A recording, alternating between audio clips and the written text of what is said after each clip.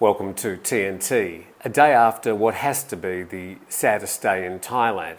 I failed this morning to even slightly comprehend the anguish and pain felt by the family and friends of the children and staff killed in this uncommon mass shooting incident. This otherwise ordinary little corner of the Isan region wakes up today with so many questions to be asked. Apart from having to organise funerals for these innocent young lives, mostly between the ages of 2 and 4, and staff at the daycare centre, the parents, surviving staff, police and officials will have to dig deep to try and get a grip on the events of yesterday around lunchtime. How could this 34-year-old former policeman with a known track record of violence and drug use slip under the radar and end up killing in such a random, violent and evil manner? And tiny children who had done nothing except arrive at the centre earlier in the day to play with their friends. And we'll try and put yesterday's events into some sort of context, culturally, later in today's special program. But we'll start by tracing through what we know of yesterday's events.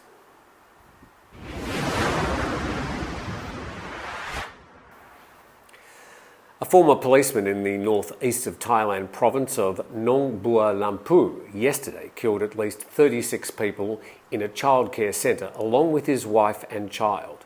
Some reports say there have been 38 people dying from the incident so far. The gunman later shot himself. 24 of the victims, according to some reports, were the children who had been dropped off earlier in the day by their parents. The shootings reported to have begun around 12:10 p.m. in the childcare centre in Utai Sawan. The incident is one of the bloodiest mass shooting events in Thai history, certainly the first of its type at a state-run childcare facility or school. The killer was identified as 34-year-old former police corporal Panya Kamrab, who was heavily armed when he stormed into the district's daycare centre. He was carrying a shotgun, 9mm pistol and a knife after arriving in a white 4-door Vigo pickup with Bangkok registration. According to police, the gunman became agitated after arriving at the childcare centre, discovering that his child wasn't there. He started shooting at staff who were on a break at the front of the building as soon as he got out of his pickup truck. One of those survivors said she only lived because he ran out of bullets and had to reload. The gunman then made his way into the rooms where children aged between 2 and 4 were sleeping, where he started stabbing them to death. The principal of the centre, who witnessed much of the attack, said there were usually more than 90 children at the centre, but bad weather and a broken-down bus prevented most of the students attending yesterday. The gunman was sacked from the Thai police force last year for drug use, according to Thai PBS. Police have confirmed that he was expelled from the police force for possession of methamphetamine. Former police in the area have shared stories about the gunman's temper, about drunken discharges of his weapon, threatening a bank manager with a gun and shooting a civilian's dog, an incident that required mediation by another officer. Earlier yesterday, he'd appeared in a local court on a matter relating to his drug use and was stressed apparently over having to appear again today, according to police. After the attacks in the classroom, he opened fire on and crashed his pickup into a crowd of stunned bystanders. A 31-year-old eyewitness has told AFP that she saw the gunman driving erratically after the shooting incident. She told police that the man was well known in the local area as a drug user.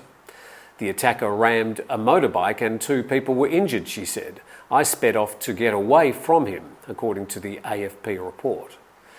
After killing children and staff at the centre, he then drove home and killed his wife and child. The child was a regular pupil at the daycare centre. He also set his pickup on fire before killing himself. The centre was operated by the Utai Sawan Tambon administration. Thai police have now asked people not to share pics and videos of the shooting and the aftermath of the incident on social media. There has been some extremely graphic footage and photos posted that police are now trying to remove from the internet, urging people to take these images and videos down. At least 12 people were also injured in the incident, some seriously, and were taken to the Nong Bua Lampu hospital. The Thai Prime Minister, Prayut Chan-o-cha, is visiting Nong Bua Lampu today. He's already said the Thai government will be providing all assistance to the families and the injured and covering all funeral expenses. His Majesty King Maha Vajiralongkorn and Queen Sudita will also be visiting survivors and the injured today.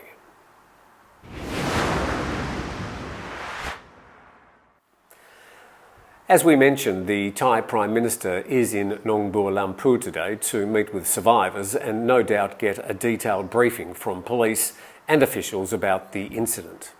Critically, and perhaps for the first time given the scope of this incident and the innocent lives lost, key issues will need to be confronted relating to drug abuse, illicit drug controls, gun violence, gun ownership and access to other weapons. There are plenty of guns in Thailand, but mass shooting violence of this type is rare.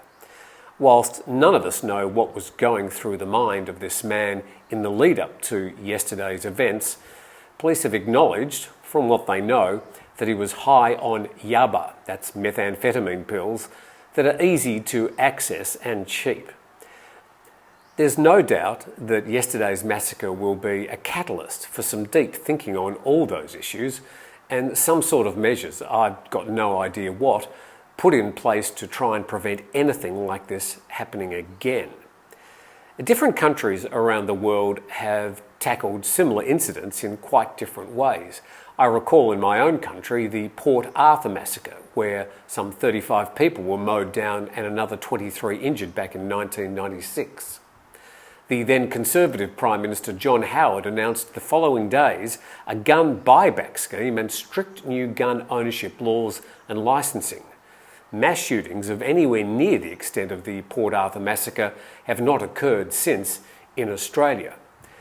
How Thailand tackles the many vexed issues relating to yesterday's sad and devastating incident will be a hot topic in the upcoming general election, where liberalisation of the country's drug laws was already on the agenda.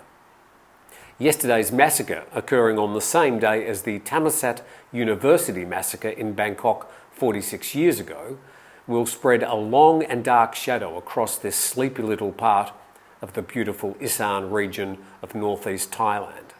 How officials and politicians react will only be measured by ensuring that nothing like this ever happens again in Thailand. And we'll be back on Monday with another TNT.